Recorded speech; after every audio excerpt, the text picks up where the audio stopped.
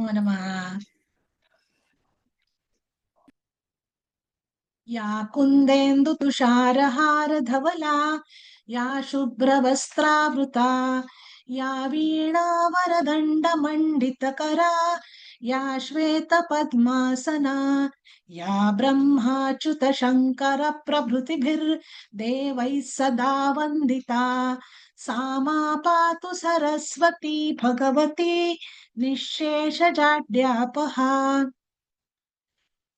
So, I welcome you all for the monthly oration of the Center for Hindu Studies, University of Mumbai. And today we have the guest speaker, Professor Mugdha Yeolekar. Thank you, Mugdha Madam, for joining joining over here. And I request Dr. Ravikant Sangurde sir to deliver the welcome address. ओम नमो नमः। उमज्ञानतिमिरन्दस्य ज्ञानाञ्जनशलाकया चक्षुरुन्मिलितं येन तस्मै श्री गुरुवे नमः। All glories to Guru and Gauranga, Ishvara Paramakrishna, Satchidananda Vigraha, Anadiradir Govinda Sarva Karana Karanam, Chintamani Prakara Sadmasu Kalparuksha, Laksha Uteshu Shurvira Vipalayantam, Lakshmi Shahasra Sata Sambrama Sevemanam, Govindamadi Bhusham, Tamam Bhajami. So good evening to all of you, and on behalf of Center for Hindu Studies, I welcome Professor Mugdha Yeolekar, Associate Professor, Religious Study, California State University, Fullerton, USA.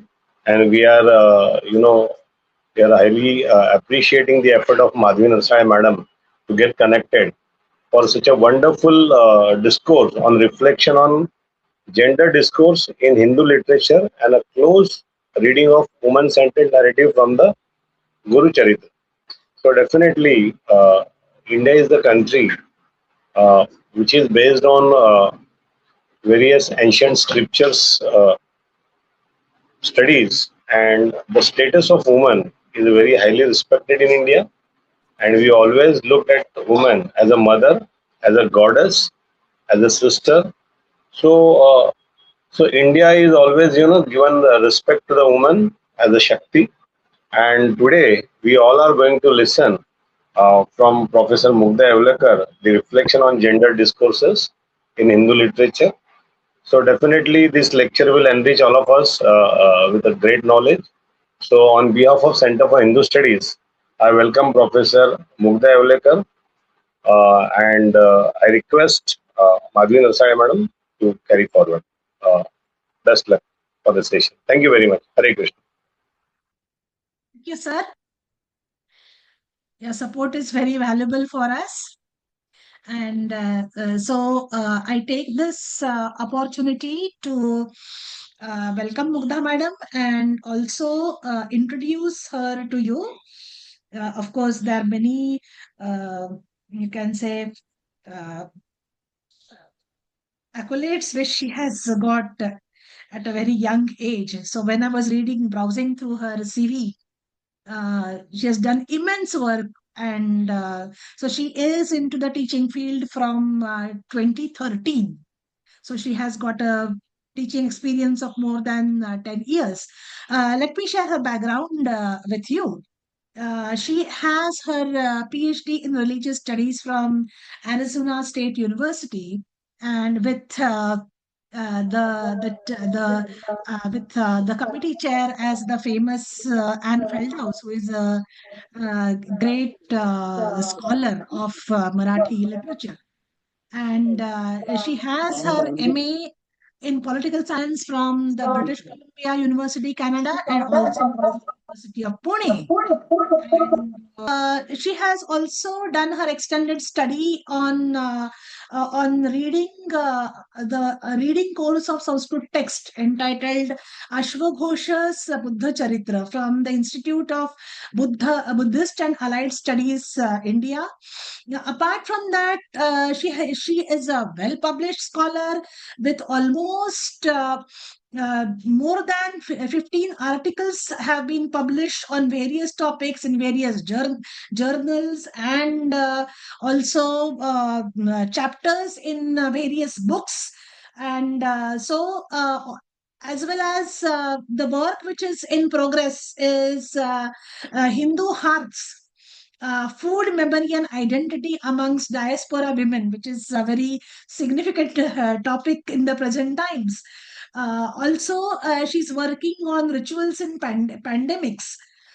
She has been awarded as the faculty recognition in scholarship by her university at least 3 times, and also productive online writing with accountability program of the university. Besides that, she has received number of grants for research writing, and has presented her papers in number of conferences in India also, and abroad.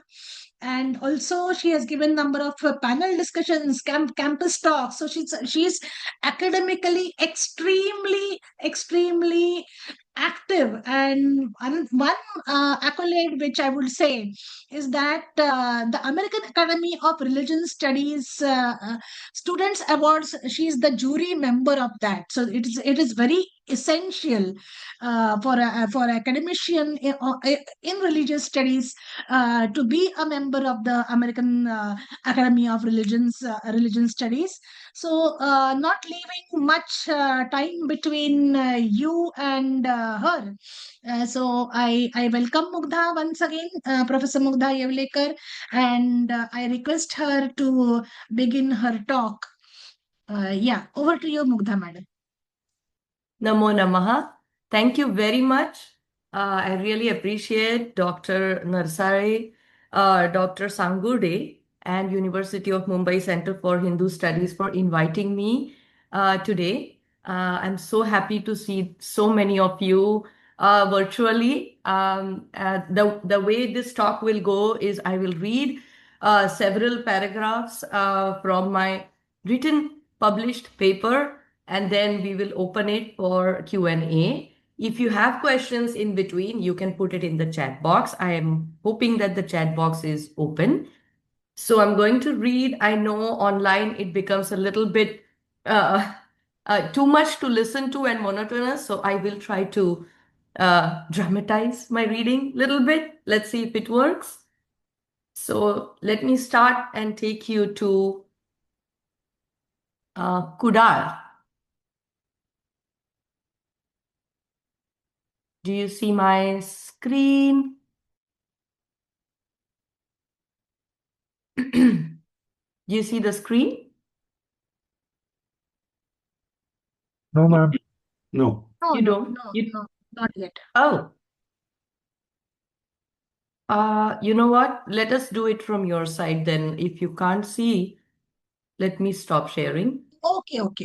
I'll do it. Just Technology issue. yeah.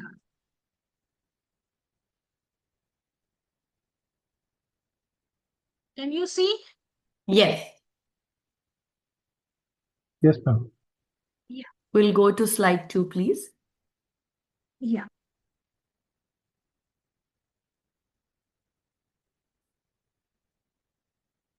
Yeah.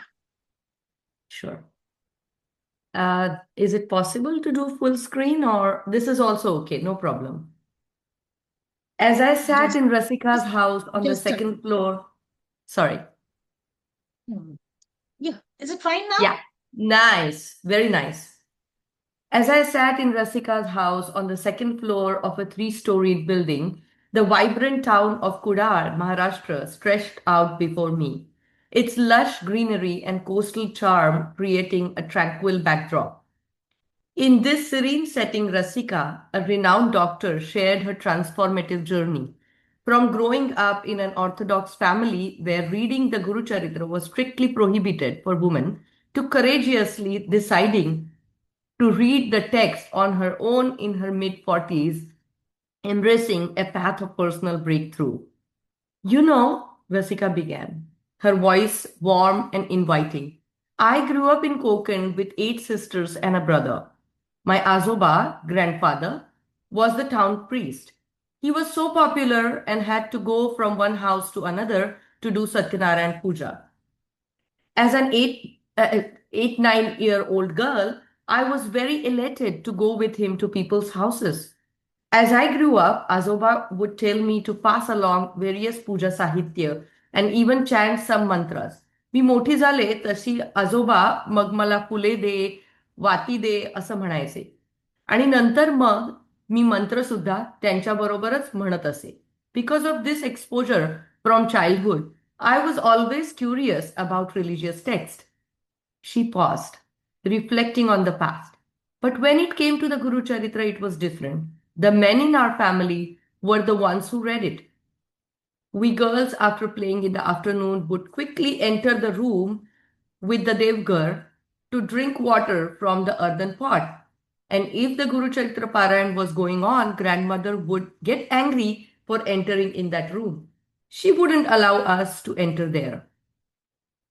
आम्ही मुली दुपारी खेळून माठातलं पाणी पिण्यासाठी पटकन देवघर होतं त्या खोलीत जायचो आणि तिथे गुरुचरित्र पारायण चालू असेल तर आजी रागवायची. आम्हाला तिथे येऊ द्यायची नाही. It made me curious, wanting to explore the text myself. Next, please. Next slide. Rasika's turning point came during the COVID-19 pandemic. Can you play the next slide, please? Thank you. Rasika's turning point came during the COVID-19 pandemic, following her hysterectomy surgery. This experience transformed her perception of womanhood. With the cessation of her periods and the impossibility of conceiving, Rasika interpreted this change as an increase in her purity level.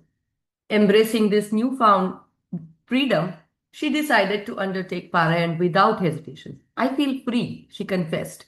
Like I could finally read it. I called an uncle who knows about these things, do's and don'ts about rituals, and he told me woman can read the Gurucaritra. So I ordered a copy from Pune and started reading. Her eyes lit up as she described the experience. I did 3 consecutive parayans and then more readings. As I read the Gurucaritra, I realized the core teaching of it is about nishtha and astha, commitment and faith. You remember chapter 11 from the Gurucaritra? There, a devout woman is instructed by her guru to water a dry piece of wood daily, despite its apparent futility. Her unwavering faith, astha, and commitment, nishtha, are ultimately rewarded when the wood miraculously blooms into a lush tree. You read the stories such as these, and your trust in Guru increases. You get a hope of surviving through hard times. She explained. Once I realized that I get so much satisfaction by doing the Parayan, I decided to share the satisfaction with my patients. I started giving out pothi of the Gurucaritra to my patients at the end of their visit. I give it to one patient and the next one asks for it too. Whether motivated by reformation or pure devotion, several women like Rasika have embraced the reading of the Gurucaritra, challenging historical norms and expanding the text's reach. Can we go one slide back, please? While the Gurucaritra largely marginalizes women or places them at the periphery, nearly half of its chapters, 23 out of 52, include women characters whose actions are narratively consequential. What could stories of these women mean to contemporary readers of the Gurucaritra? One way to explore this question is by returning to the stories themselves and attending closely to how women's lives unfold within the narrative texture of the Gurucaritra. In this presentation, I offer a fresh reading of 3 woman-centered narratives from the Gurucaritra, a 16th-century Marathi devotional text.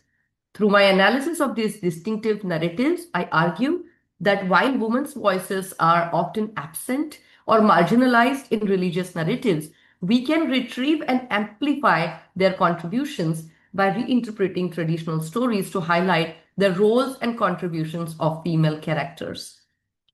By situating these narratives within their social context, I aim to provide a deeper understanding of women's subjectivity and the hermeneutics of subjectivity. So let's start with some basics. Which text, what stories, how do we do a retelling?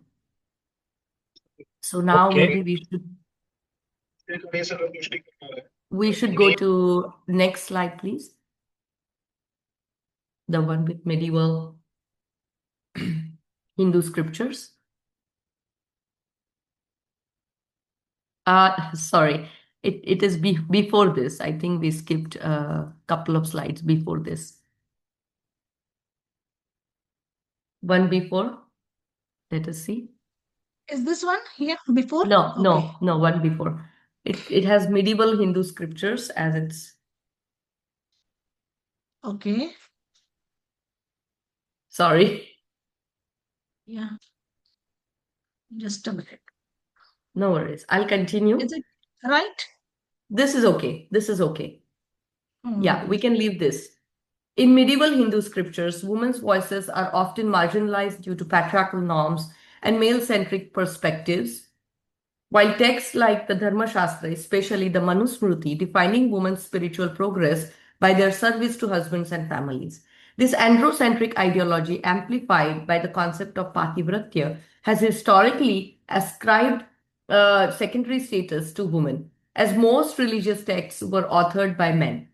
Consequently, Hinduism's ritual and textual practices remain predominantly male-dominated, despite exceptions like the woman priest movement in Maharashtra, underscoring the enduring influence of these texts on the notion of feminine in Hindu literature.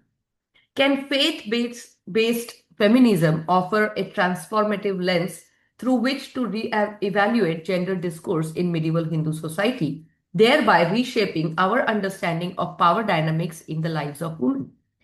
I argue another approach to understanding gender dynamics, religious practices, and cultural heritage in pre modern India would be to examine the existing texts through a feminist lens. This would mean reinterpreting traditional narratives to emphasize the roles and contributions of female characters, as well as situating these narratives within their social contexts. Building on proposals of Dhruvarajan, Rita Gross, Pinchman, Sharma, and other recent scholars of Hinduism and feminism, this paper offers feminist criticism of medieval Hindu literature with a particular focus on the Gurucaritra. Feminist criticism, let me define in this case, refers to the undermining of women characters from religious literature. Medieval Hindu literature often features narratives where women characters play crucial roles, yet they are frequently portrayed as marginalized within these texts. For example, Anasuya's depiction in the Gurucaritra illustrates her as the other in the creation story of God Dattatreya, despite being central to its existence. So I offer two methodological insights. So Madhavi madam, we had the slide for two methodological insights before this, the one before this. I offer two, if we can put that up. I offer two methodological insights regarding the study of intersections of gender. No, before. One before the one before. Yes. I offer two methodological insights regarding the study of intersections of gender and religion in medieval Hindu literature. While the text presents the woman as secondary characters, we have to refocus our attention on the actual work or actions women are doing in the narrative. Two, we have to analyze the gender constructions in the context of a Hindu worldview that presumes the importance of preserving and upholding the ultimate underlying philosophical force in the formation of ontological reality, that is dharma. In what follows, I refer to three stories from the Gurucaritra, a popular literary source. The first section offers a brief commentary on woman in various chapters of the Gurucaritra. The second will focus on the narratives, and the conclusion will offer reflections on issues of power, authority, agency, and gender in light of role of woman. So next slide now. Woman in Gurucaritra, the medieval treatise on leading, a successful Hindu life. The Gurucaritra 16th century Marathi text serves as central scripture of the Dattatreya Sampradaya. Most of you know this part. And it covers many topics such as birth of Hindu god Dattatreya, lives of his human incarnations. Contemporary readers view the Gurucaritra as both an ethical treatise and a ritual manual, offering guidance on conduct and religious practices and valuing its lucid language and relatable themes as equivalent to Vedas. By analyzing specific stories, we will look at what women do in this. So let's turn to the first narrative, which features a semi-divine character who transforms gods into infants as a consequence of their immoral act. So this is Tapas of Anasuya, the creator of the gods. Anasuya has been celebrated in various Hindu traditions as an Anasuya's narrative comes up in various genres of Hindu texts, including the epic of Ramayana, Garud Puran, and Markandeya Puran, and regional language texts such as the Gurucaritra. The author of Gurucaritra refers to Anasuya in the context of the birth of three-headed Hindu god Dattatreya. The story portrays a woman's ability to transform and nourishing needs. The episode of birth is narrated as follows. This is the translation, loose translation from the Gurucaritra. In the beginning, when the universe was yet to be formed, there was only water everywhere. From this vast expanse, a golden egg emerged, known as the Brahmanda. After one divine year, the egg split, giving rise to earth and sky. Brahma appeared and crafted the 14 cosmological universes and 10 directions. With a vision to populate this universe, he created 7 boys from his mind: Marichi, Atri, Angiras, Pulaha, Ritu, and Vasishta. Atri, one of his sons, was married to Anasuya, a woman of unparalleled beauty and virtue, revered as the gem among Pativratas. Her dedication to her husband and dharma was so profound that even the gods were alarmed by her spiritual prowess, fearing she might surpass their heavenly powers. Indra, worried about her potential influence, approached Brahma, Vishnu, and Shiva, expressing concern that Anasuya's dharmic strength would pose a threat to their divine status and potentially grant dangerous boons to others. Determined to test Anasuya's chastity, the 3 gods disguised themselves as mendicants and arrived at her home. They requested food, claiming they were overwhelmed by hunger.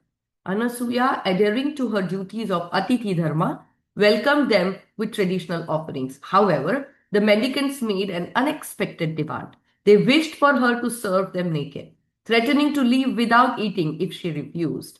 Faced with this moral dilemma, Anasuya relied on her pure mind and ascetic powers of her husband, promising to fulfill their request. She uttered, "The guests are my babies," transforming the mendicants into infants, whom she then nurtured with her breast milk. We all know this story, or a version of this story. Upon Atri's return, she was astonished to find the 3 infants, and after learning of the events, offered this respect to the gods. Impressed by Anasuya's virtue, the gods granted her a boon. She suggested Atri request the infants as their offspring. The gods agreed, remaining with the virtuous couple in the form of children forever, exemplifying the divine miracle and the power of unwavering devotion. This is chapter 4 from Gurucaritra. Let's think about the story. The children in the above story are depicted in the form of God, called the Dattatreya. The readers of the Gurucaritra refer to the above narrative as the story of birth of Dattatreya. On the surface, this narrative may appear to be essentially patriarchal. Anasuya is forced to be naked in front of men. She then relies on her husband's tapas as a means to save herself from this calamity. When she transforms the men, she changes them into 3 male children. Finally, when receiving the boon from the gods, she asks her husband to request 3 boys as offspring. All in all, the entire story re-emphasizes male dominance. However, her story is also remarkable for the prominence it gives to female subjectivity. To the woman who became vulnerable to male desires, subverts the dynamic of vulnerability by transforming them into infants.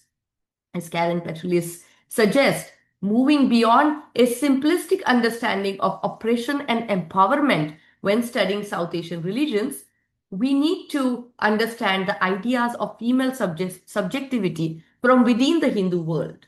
The social norms in South Asia, according to Pechulis, are not solely governed by notions of power, agency, and authority. Furthermore, the idea of Anasuya, relying on her husband's tapas and reaching him to ask for the boon of offspring, doesn't weaken her, as her social imagination and subjectivity are informed by the idea of pativrata.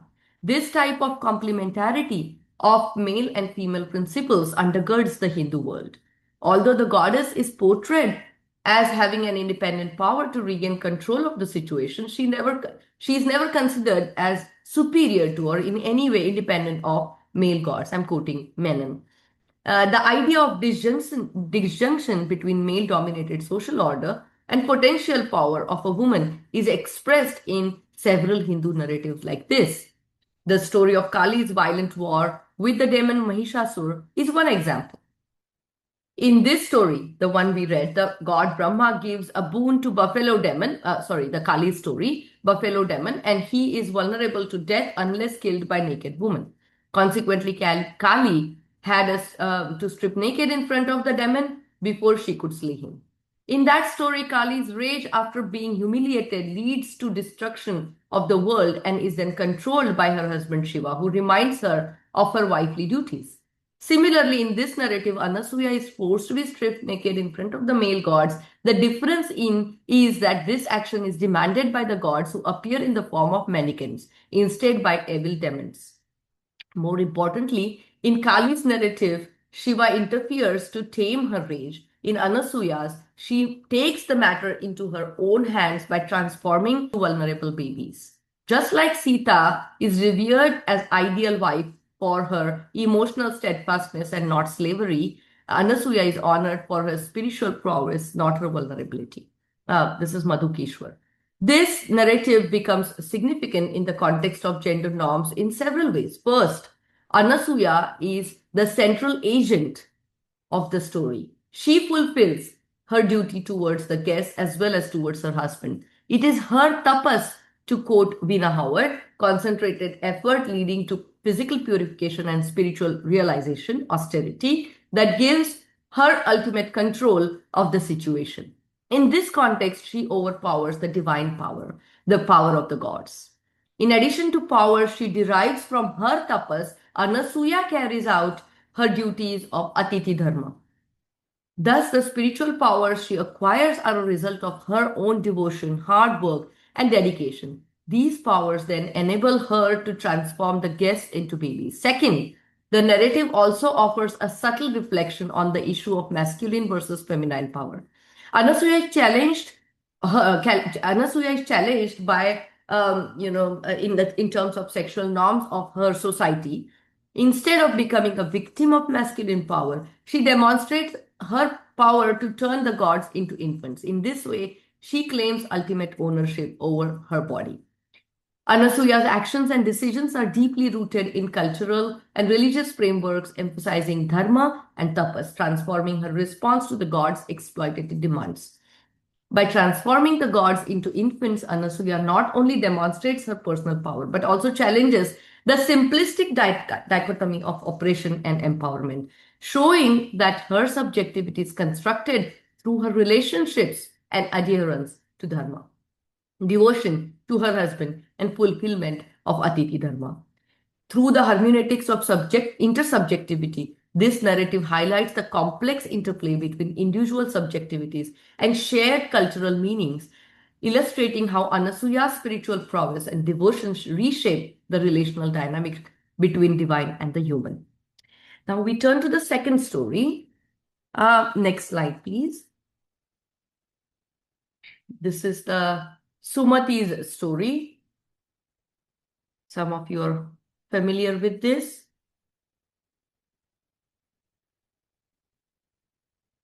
Can we have the next slide, please?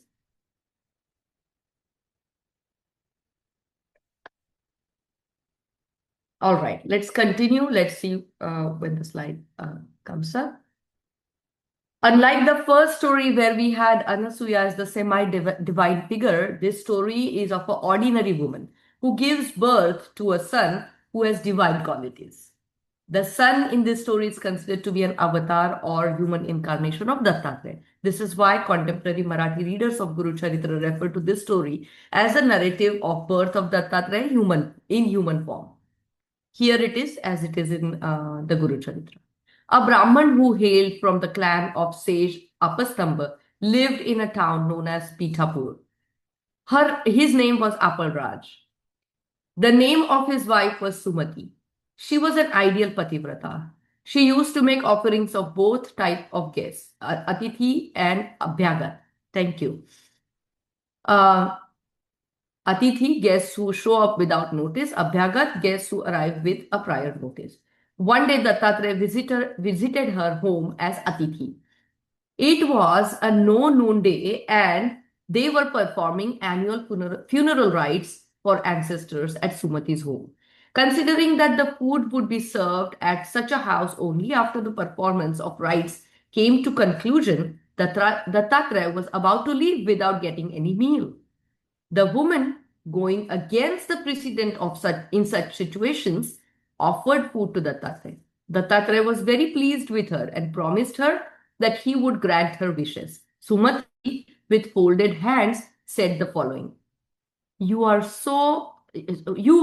who are the cause of the universe, the one who is kind towards all sentient beings, the one whom the Vedas and Puranas praise, the one who is gracious to his devotees, the one whose speech is never untrue, the one who is the ultimate support for the devotees, the one who is the reason for this world. I request you to grant only one wish of mine. Dattatreya said, Hey mother, please ask me what you wish for. She requested, I wish to be addressed in the way you just addressed as mother. I conceived many babies, but many of them were stillborn. The others who were born alive were disabled. I don't have an able-bodied son. May we, my husband and I, be bestowed with a son like you who is knowledgeable. Dattatreya said, You will get a son who would acquire a great spiritual merit by his tapas. He will be very knowledgeable. This is why, like you did, one should offer food to anyone who is at the door at noontime, as it is the time when Dattatreya visits the devotees. And thus his wish was granted. Contemporary readers often engage with the story of Dattatreya's human incarnation, Shripad Sri Vallabh, without initially recognizing the contributions of women like Sumati. While the narrative may seem androcentric, focusing on the desire of a male child, Sumati's actions reveal a depth of personal wisdom and ethical consideration. As Sabita Singh suggests, a faith-based feminist approach can create a space for discussing women's subjectivity and agency in such stories. Sumati's decision to offer food to an outsider before concluding funeral rites demonstrates her nuanced understanding of dharma, challenging traditional norms and leading to the birth of a transformative child. Sumati's actions, akin to Anasuya's, position her as an agent of change within her family, inviting conversations that extend beyond themes of oppression and resistance. Her subjectivity, intertwined with Hindu wifehood and maternal instinct, reflect her effort to assert influence in shaping the narrative. The wives in these stories and other within the Gurucaritra play critical roles in their husbands' lives, aiding in the pursuit of dharma and moksha, while their power dynamics hinge on interactions with their husbands. And now we turn to the last story. Next slide, please. This I call as subverting power, the queen and the Brahmani. So next one, whenever it comes up, I will move on. Unlike the stories of Anasuya and Sumati, the source of power for women in the following story is undefined. There are two women here, a queen and a wife of a Brahmin man. Both women prove to be harbingers of change in the lives of their husbands. The main story is about a king who gets rid of his sins as a result of going on a pilgrimage to a place called Gokarna. As with other narratives in the Gurucaritra, the narrative unfolds in the context of several other stories which are in some ways connected with the main character. There is a layering of narratives. Here is how the story appears in the Gurucaritra. Once there was a king who was well versed in religious knowledge. He was a protector of Dharma, a reasoned thinker, valorous, and yet very kind. For entertainment, he engaged himself in hunting. While on this hunting spree in a dark forest, he encountered a dangerous Rakshasa. The king killed the demon with a bunch of arrows at once. The demon, who was on the verge of dying, instructed his brother to take revenge for his death. The brother followed the instruction of the dying sibling seriously. He took up a position as a servant with the king with the intention of taking the revenge. Upon his return from the successful hunting trip, the king organized a feast for everyone, including the rishis. The servant, who was the brother of the killed demon, was assigned to oversee the food catering for the feast. The servant offered the sages a dish made from human flesh. The sage Vasishta got very upset with the food as it was non-vegetarian, and he spelled a curse on the king for serving inappropriate food. The curse was that the king would turn into a demon. The king in turn got very upset with the sages as he was not responsible for serving that food in the first place. The king took some water in hand with the intention of spelling a curse back to the sage Vasishta as retaliation in a rage. However, his wife intertwined and warned the king against taking such action. She reminded him that cursing a guru would have repercussions of severe bad karma to the king. The king listened to his wife and cancelled the idea of uttering any curse to the sage. The king became demon for the rest of his life. The queen went to the sage and convinced him to change his mind about punishing her husband. The sage, as a result of persuasion from the queen, announced that the king would return back to his kingdom in his original form after 12 years. While in the form of demon, the king encountered a Brahmin couple once. He abducted the husband and intended to eat him. The wife of that Brahmin requested the demon to refrain from such action. She begged for her husband's life. She said, "What would my life be without my beloved husband? Please save my Saubhagya." When the demon did not listen to her, she reminded him of the spiritual consequences of killing a learned Brahmin.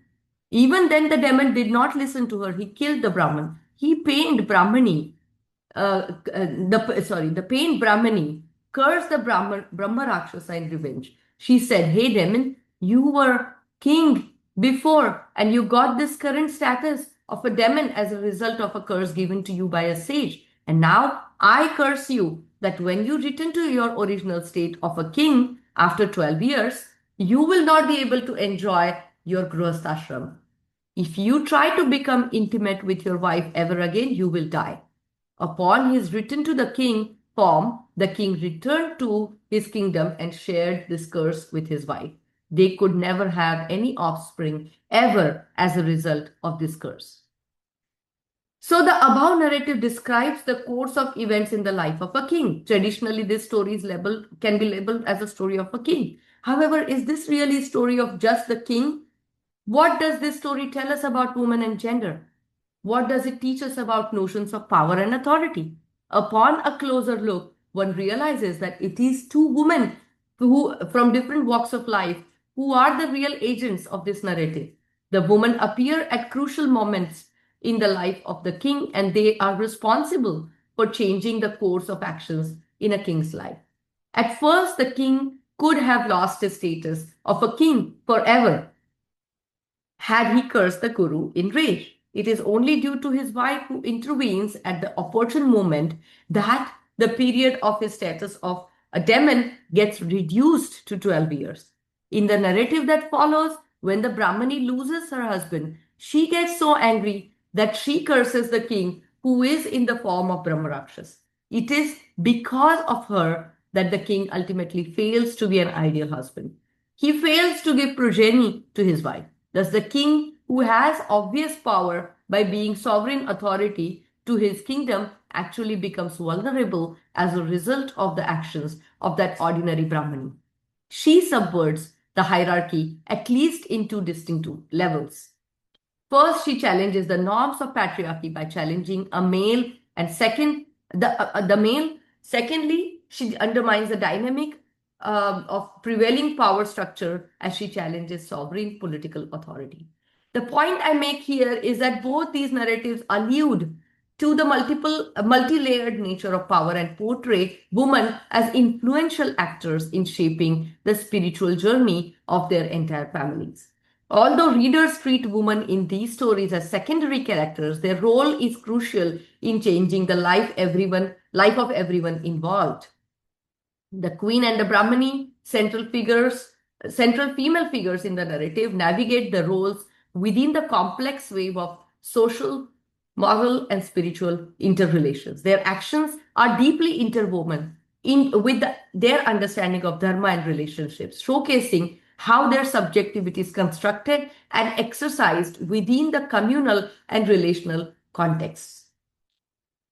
So now I think because of time, I'm going to go to the conclusion part.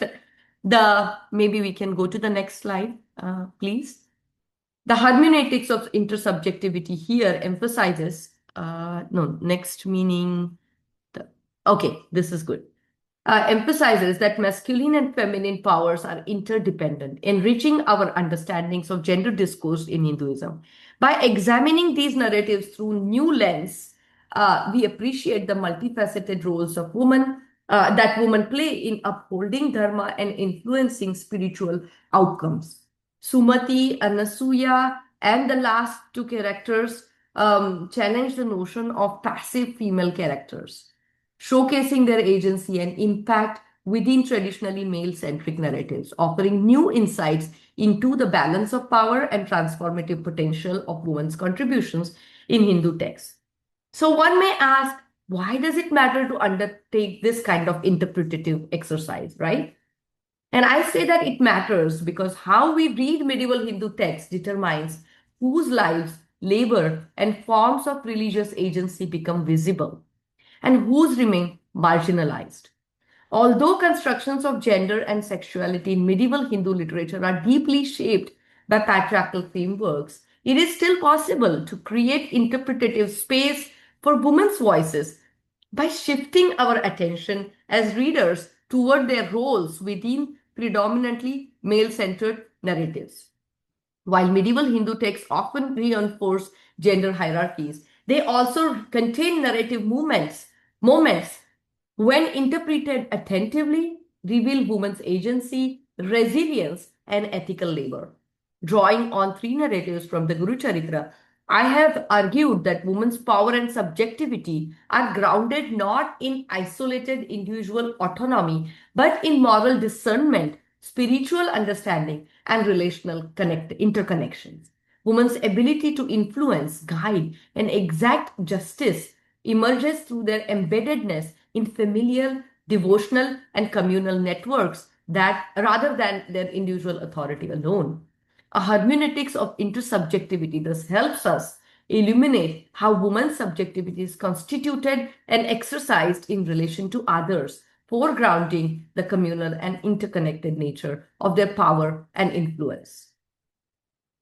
So thus, although Gurucaritra firmly upholds normative ideals such as pativrata, Sri Dharma, and prescriptive models of widowhood, women's religious participation, ethical labor, and authority become visible only when readers adopt a hermeneutical shift that foregrounds relational roles and narrative consequence over normative prescription. Ultimately, this approach demonstrates that interpretative practices matter not only for understanding medieval Hindu literature, but also for contemporary readers for whom texts like the Gurucaritra continue to shape devotional worlds. Thank you.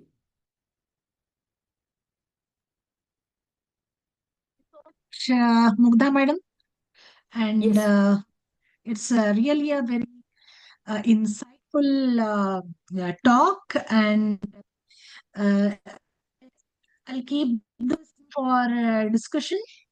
So if there are any comments or you can say additions, so the floor is open.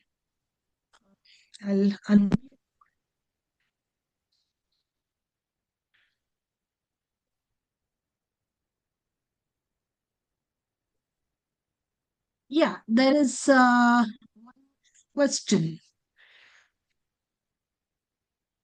Prakash Prakash ji, Sahasrabuddhe, you want me to unmute or? Yeah, I unmuted myself. Wonderful. Go Yeah. ahead. Thank you very much for a very wonderful hermeneutic-based analysis of some observations from Gurucaritra. One is observation and other is probably a question, because the Yeah. subject was Hindu literature. Uh-huh. But during your presentation, you rightly used the word medieval Hindu literature, because Yeah. it makes a lot of difference. Yeah. Yes. So I thought one should be, I mean, I'm not commenting on you, I'm talking about all of us. We should be careful about this distinction between Hindu literature and medieval Hindu literature. Mm-hmm. That was my observation number one. Second, I'm wondering that throughout Hindu literature, as you rightly observed, there are a lot of women empowerment or empowered women illustrations. But how come we still continue to present it in the framework of a patriarchal society? Uh-huh. Because my understanding is, in a patriarchal society, empowered women are more of an exception than a rule. Whereas time and again we find in Hindu literature empowered women. So by these were two observations, I stop here. Thank you. Thank you for your, I didn't get a question, but that was a very profound comment, and I appreciate your comment. Just may I request you to put down this your presentation? Yeah, it's actually Professor so that Madhavi. the Yeah. discussion. No, I think Professor Madhavi can do it. Yeah, I'll do that. Yeah. Hello, Varsha madam. How are you? After so many years, after Yeah, 2008, 2008 Thailand, I think that's when we met. 2014, and I don't know 14. whether you had been there to Australia in 1999. No, not 1999. I am small then. Yeah. I was there Yeah, at Jim so- Masselow's conference. Yeah. Yeah. Yeah, so this is the presentation. Yeah. Yeah, any other question? No, I'm saying you minimize it. Oh, okay. So that we can discuss freely. I'll stop sharing. Yeah. Yeah. Yes. That's better.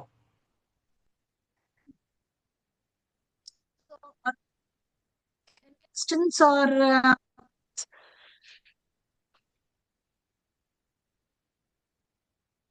Dr. Achimoghe, are you there?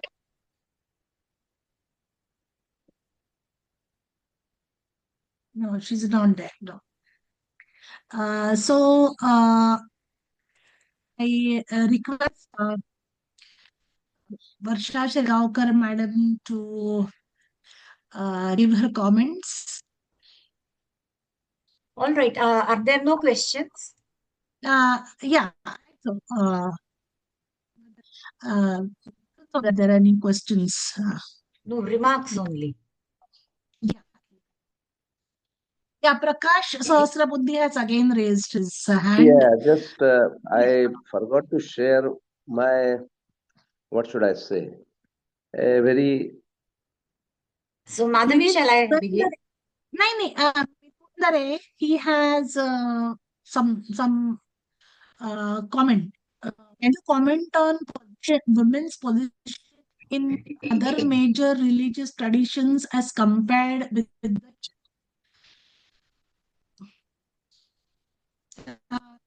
will you take the question, Mugdha madam? It's in the chat box. In the chat On the box? Okay, I'll check. yeah, can you comment on the position? Oh, yes. Thank you. Milin Kaka, thank you very much for joining. So nice to see you.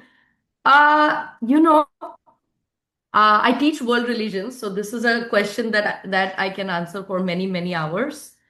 Unfortunately, let me go one by one. When we say woman's position, I will focus only on the idea of leadership. Are women, let's take one by one, right? Woman's position is a big phrase. Woman's position in terms of leadership in most other Abrahamic religions. So I'm now talking about three religions, right? Judaism, Christianity, and Islam. We do not see women in leadership positions. So this has been an ongoing conversation. And to start with that, if you're talking about their participation in terms of dharmic, now I'm imposing a Hindu word in the Jewish context for a second. This is comparative religion, right? So you would see similar position of pativrata in the Jewish context.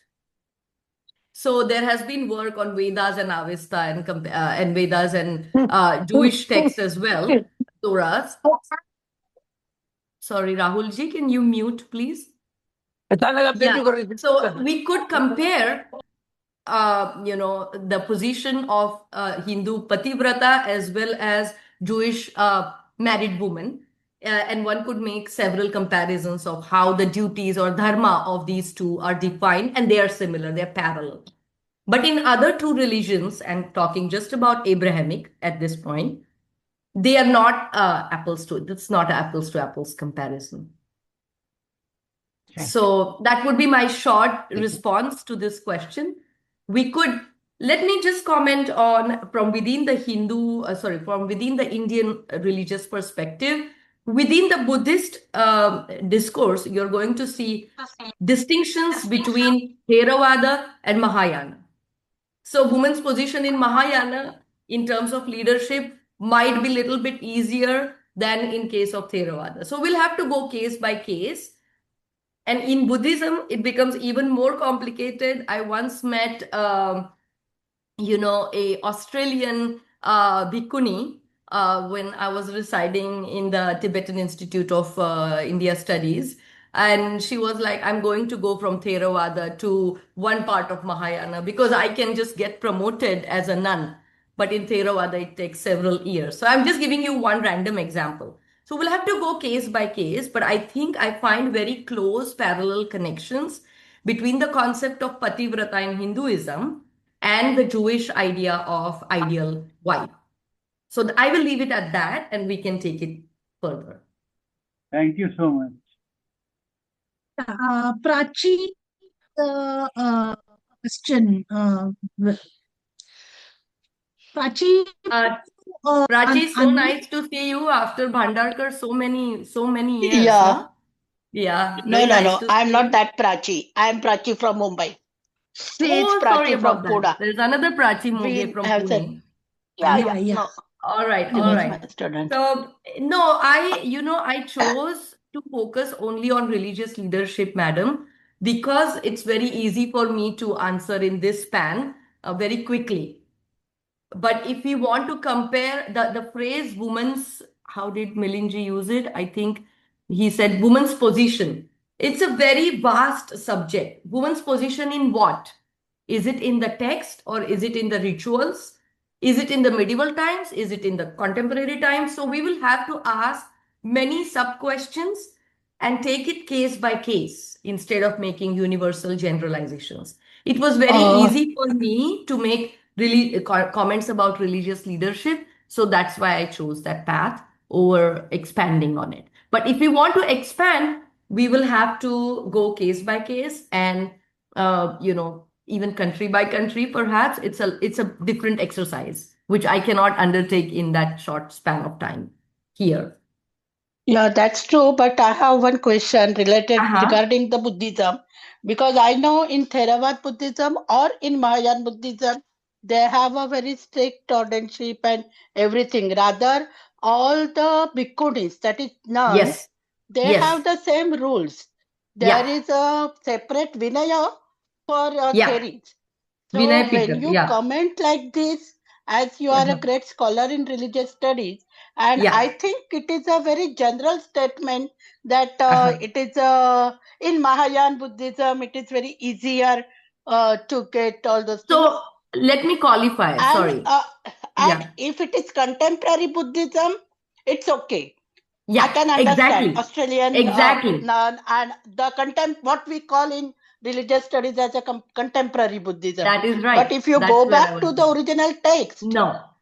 Yeah. then this statement is little bit. Absolutely. You're absolutely Yeah. right. And I was giving example from 2019 where I met this bhikkhuni from the contemporary Buddhism perspective. And that was a very, if I were to write a paper, you could see that I would take more effort, right? But in the context of this discourse, I just wanted to answer the question. So it is about contemporary. I agree. Thank you for your Thank introduction. you. Yeah, so we'll have the comments. So, yeah, Sunil has raised. Hello, Hello, Namaste, ma'am. Sunil. Hello, Sunil ji. How are you? I'm doing good, ma'am. Thank you very much. I just want to thank you for giving this opportunity for interacting with us. Am I audible? Yeah, Yeah. yeah, yeah. Yeah, and thank you, Madhvi ma'am, for giving us this platform where we can interact with each other. And I just want to take this opportunity to congratulate you because we know how difficult it is to, do such kind of research on Gurucaritra, and Mm-hmm. especially, if I may say, for a female, how difficult task this is. So I want to congratulate you for taking this very difficult task in your hand, and also for inspiring us for a kind of research study that is to be done, because we have our own different perspectives, and we have our opinions, but how to follow them from research perspective, that is something lacking. And I'm really thankful to you for your continued guidance. So please keep in touch, keep guiding us. Thank you very much. Thank you, Sunilji. I appreciate your kind words quite a lot. The whole purpose of doing this type of talk is because there is a trend of doing ethnography, a lot of ethnography nowadays, right? And that, there is nothing wrong with ethnography and studying people closely. But I think we have to, when we study Indian religions especially, you have, and this was one example from medieval Hindu literature, but the core texts from Hinduism, we are somehow, in the grand scheme of things, everyone now wants to do anthropology and ethnography, but we forget to go back to texts. And my whole academic enterprise is to bring the text in conversation with the ethnography. If anthropology and textual studies can meet each other, and if we could find a new disciplinary methodological way of studying people where we do close reading of text. So this was one example of that. So I know that some people were like, what? She's reading Guru Charitra, like, and she's talking about women, like some may, but look at this from a point of view of methodology. What could be done with Hindu texts, Buddhist texts, where women's voices are marginalized, but they play important role? Can we reread those? And if we were to do such an exercise, what would that mean? So this was one example. Thank you, Sunil True, ji. I true. think And you understood my. I agree with you, ma'am. And when we go to the different platforms, like we met in Heidelberg University, or we go to Yeah, like Tohoku University or Edinburgh University, we are not just putting forward our point in front of one community, but it is yeah, a global audience. So I think exactly. that means a lot, following a particular methodology. and putting across the globe, global audience. I think that is very necessary. Thank you very much, ma'am. Absolutely. And sorry to take up more time, but the other Please. important point that I wanted to bring up, I hope that became clear through my talk, is that every time people from the Western Academy write about feminism, it is from individualistic perspective. But my major argument is that within the Hindu discourse, our society is not individualized, it's interconnectedness. It is based on the idea of interconnectedness and dharma, and therefore the idea of feminism we need to redefine for ourselves. And we need to start there. We cannot borrow other people's and other worlds' ideas of being, feminism and superimpose those on our texts. What do we do with our texts that are existing, that are there?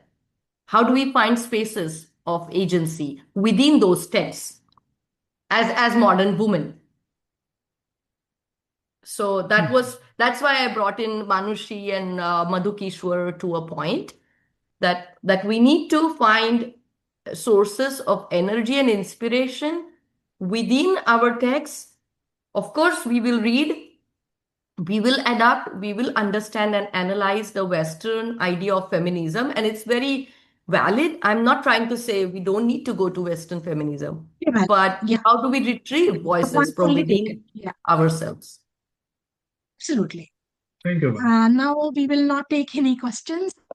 Varsha madam for her comments. Okay. Yes. Yeah, wants to speak. Yeah, I had raised a voice. Absolutely, Mugdha ma'am. I really appreciate your statement that we have to retrieve the text and Indian feminism into. But I want to add one thing. Instead of having terminology from Western academic feminism, or what we call it as a classical feminism, can we evolve or can we look this religious text with pure feminist idea, or what we call it as indigenous knowledge system or something like that? Yeah, I have. Your approach is correct. Yes. Thank you, Prachi madam. It's a very good question. The thing is, when we write in English or any language other than when the text was written in its original, like Sanskrit, Marathi, or any original language, right? We are talking to, I think Sunilji put a very good point there, where the audience, who do I want as my reader in this case, right? It's not just you guys. Of course, you guys, but you guys can figure this out very quickly, right? But when I'm trying to reach out to the world in their language, we have to adapt and we have to explain, reinterpret. So you see, I did not get into this matter, but I have reinterpreted the Western feminist terminology within my paper. I read only little parts of my paper. But just like I was reinterpreting Hindu texts, I was also reinterpreting the Western feminist models and adapting them. So it's an idea of confluencing two worlds and creating a third space, like Homi Baba would call it, right? So that is the discourse part of it. Otherwise, it would just be like two different things and not creating something new out of it. Yeah. We have such a tradition, even in Hindu tradition. The Parapara Guru of technologies which he has used in his texts are Buddhist. He is contrary to Buddhism through Buddhist terminologies. So this in ancient India also, as somebody was speaking about. I do what Prachi says, that we have to find terminology. I would say that, yeah, in a way she's right.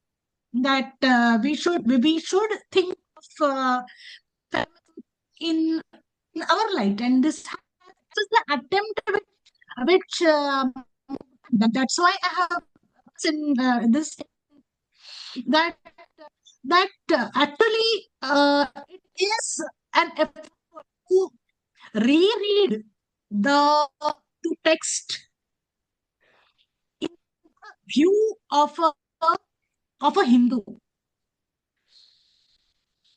So it would be very easy to say that Surya herself to, but no, she's not. She's Anasuya became independent. So we are trying to search for our own ideals, like, and we would say, and Prachi would agree that we are just harping upon Gargi and Maitri, and if we try to search others, there is a big limitation. So, I would say that in this way, we can think of uh, our ideals in the social system, in this framework. I wanted to say. Yeah. Yeah, anybody else? Yeah, I request Aisha Madam to her remarks. Thank you, Madhavi. I know Mugdha since many years, and I know her scholarship too. So I'm very happy that the Hindu Studies has invited her as an opening batsman for a series of lectures which will come hereafter. I fully agree with Mugdha when she says that masculine and feminine powers are interdependent. And if we don't understand the real nature of Hinduism, possibly we are doing great damage to the social structure as well. Being a historian, I would say that medieval period is the period of flux. When we have got Islamic invasions, when the value system which was built within Hinduism was possibly getting some kind of shocks, whether the system will survive, whether it will not survive, and especially in some parts, that was a great kind of concern of the people. That is why taking this kind of approach of division of power between the masculine and the feminine worlds was quite essential. In fact, this has been the trend right from ancient times. I would just say, like she has narrated the Pativratya concept in the very first story, which we all know. This whole concept has been again and again reiterated. See, it was first, I'm referring to Satyavan Savitri and the dialogue of Yama. I'm doing some kind of research on Yama god, especially the Yama temples of South India. And that's why this is very fresh in my mind as to what was a dialogue between Yama and Savitri. This story is not just limited to Vanaparva of Mahabharata. It comes in several Puranas. So this actually becomes a kind of norm for the women, that if she is Pativrata and if she has that power, she can actually withstand any kind of calamities. And she is, in this context, even superior to men. Mugdha has rightly pointed out, in the first story, Anasuya is even having that kind of greater determination, greater spiritual power, I would say, even than the divine. This is very, very important. The concept of Brahma, Vishnu, Mahesh, we have to understand the concept of Trinity. So they together are to be seen as the highest divine power, but she in a way challenges that. Now see, there was one question with in the context of the contemporary medieval religions maybe, but I would say why go out of India or even Maharashtra for that matter? A contemporary pantha, more or less contemporary, was Mahanubhav. And we all know that Mahanubhav Pantha was having a very limited sphere. The women there in Mahanubhav Pantha, like, Mahadaisa, Hiraisa and all, they were good writers. They had lot of liberty. They had lot of freedom of expression. But we all know that that was a kind of secluded Pantha. Maybe it is so even today.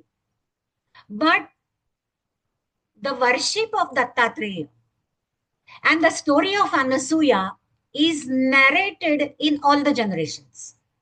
Dattatreya becomes the symbol of power, and we all have been worshipping Dattatreya to avoid any kind of influence of the evil power on us.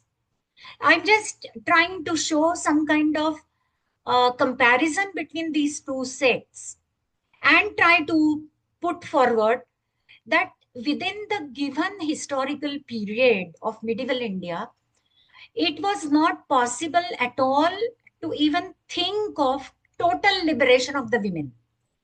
If we try to apply the feminist jargons to medieval India, possibly we are doing a great harm, because we are trying to see the present in the past. We shouldn't do it at all. And I think that is the beauty of understanding these very narratives. In fact, these narratives have to be compared also with other narratives, say of Karnataka or of South India, like Tamil Nadu and all, what kind of goddesses were there. She has given example, of course, of the, buffalo king being, say, killed by the Devi, Mahadevi. And I was just reading about Mahadevi, how the creation of Mahadevi was. The creation of Mahadevi is from various parts of the bodies. Interestingly, I came a reference just yesterday, I read about it, that her hair was contributed by Yama god. Different parts of her body were contributed by different kinds of gods, male gods. But imagine, this description says that no single god was capable of defeating and killing Mahishasur, the buffalo king. The power vested with the Devi. So we have to understand this kind of example also when we are understanding the Gurucaritra women, that they have more power. And naturally, you can't just pick up some references here and there and say that they were lesser in power than the men.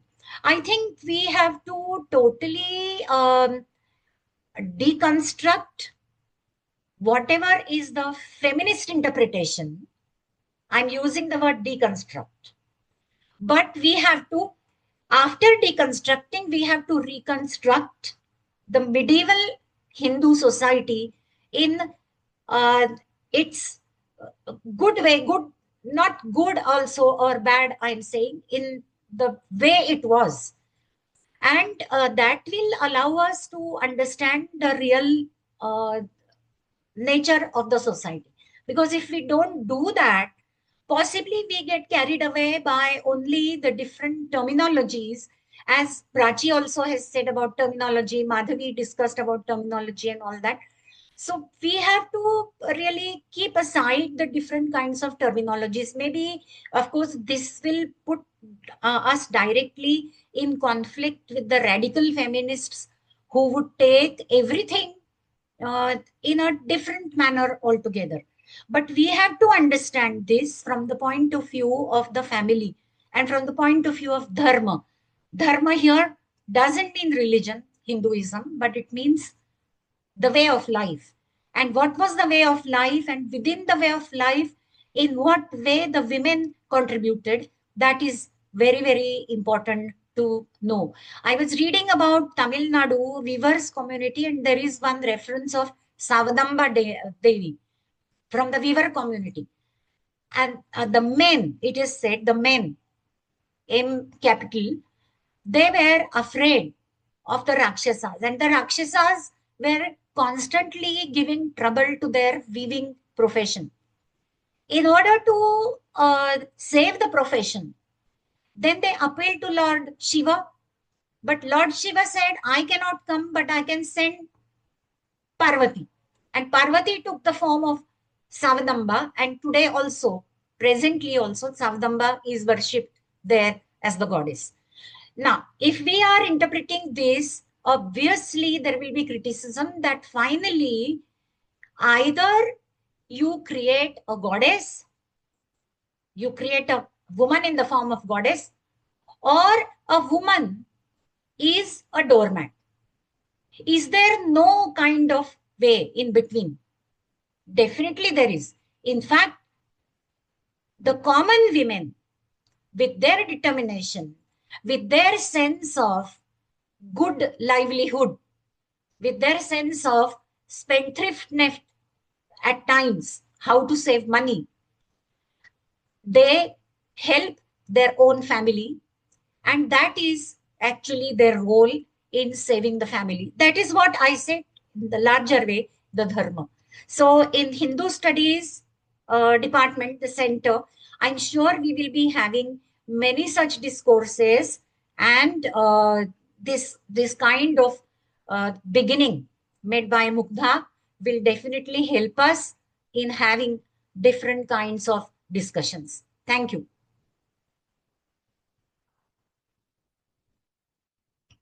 Thank you, madam. Now we'll close this session. On behalf of the Center for Hindu Studies, I thank Professor Yeolekar for delivering a very insightful talk, also giving a perspective towards interpretation. One thing which the students were there, that purpose behind organizing lecture is to know what research is on in the world. And secondly, I would say that how can we think of interpretation? What methodology? So these questions we students of Hindu studies need to address. And also we have to stand up in the world as thorough researchers in the field of Hindu studies. That is why the reason this lecture has been organized. So I really have no words. Mugdha Yeolekar full lecture on a topic like Gurucaritra. I take this need to thank our honorable chancellor sir for such activities center for Hindus. Thank Ravikant sir for his efforts in say in to the the various nitty-gritties which are there while a lecture, and also present throughout. And also, I would say that the which he gives us is really great. I would say that for Hindu studies is a child, nurturing it like that. I also thank Professor Dr. Varsha Shirgaonkar for her scholarly remarks and the addition that she has given. I thank Prachi also, Prachi, Sunil, Prakash, about no comments and the feedbacks. And the audience. And so all of you actually, so the lecture 53. Would say that this is one of the turnout of audience for a lecture at the Lake House. So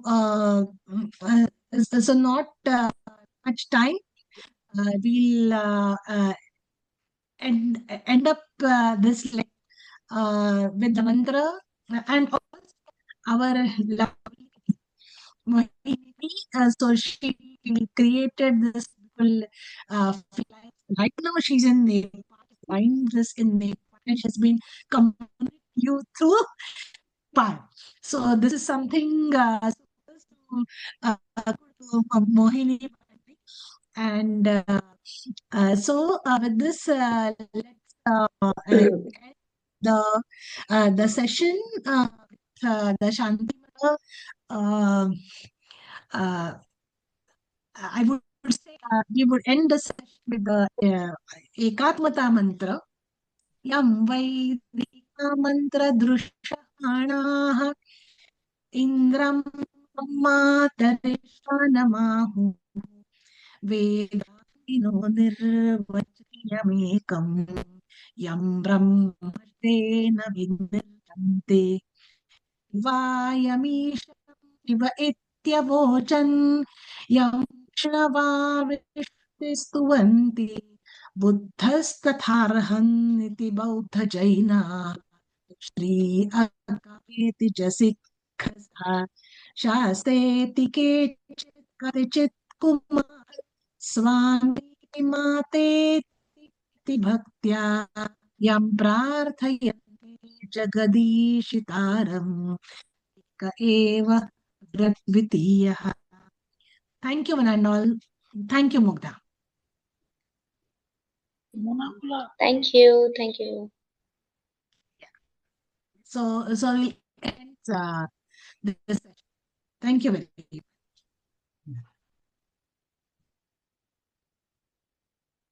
much.